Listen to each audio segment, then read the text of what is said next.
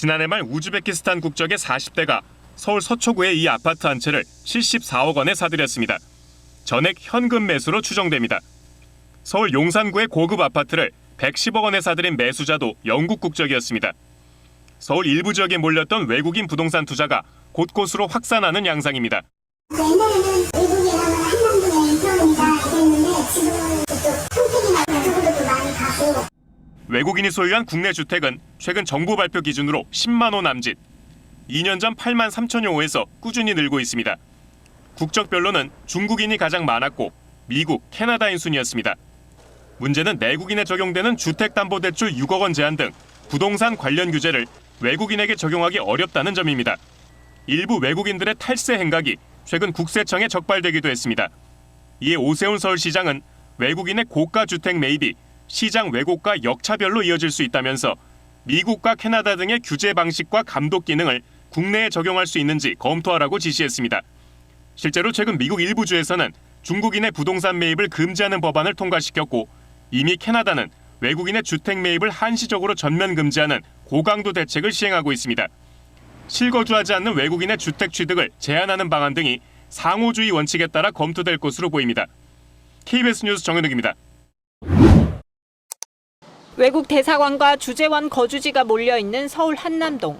주민 13% 정도가 외국인입니다.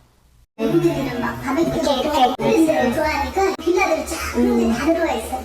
대표적 부촌으로 외국인들 매수세도 꺾이지 않고 있습니다. 외국 사람들 이제 강남 같은 데 가면 고급 아파트, 유틸리티 좋고 커뮤니티 좋고 그런 데 가죠. 외국인의 아파트 매수는 매년 늘고 있는데 60%가 수도권입니다. 서울만 보면 10채 중 4채가 강남 3구와 이른바 마용성.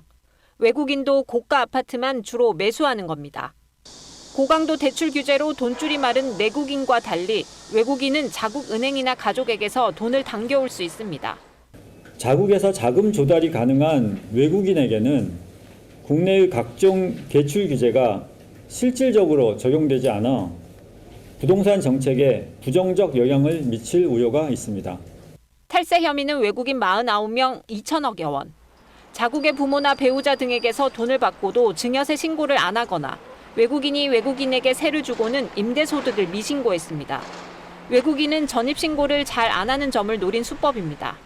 여권이 있고 이미 거주증이 있고 그럼 전입신고하는 사람은 하나도 없죠.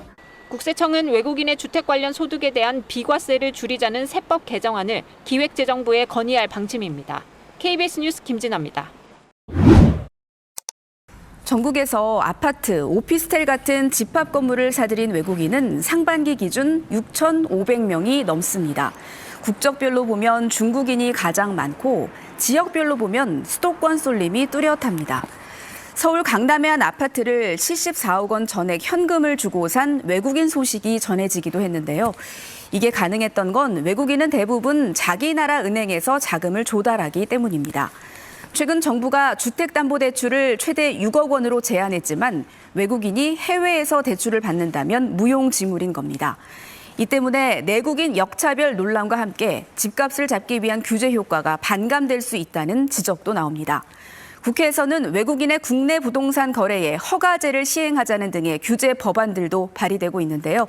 국토부는 외국인들이 부동산을 취득하는 과정에서 불법 행위가 없었는지 들여다볼 계획입니다. 지금까지 이슈 키워드였습니다.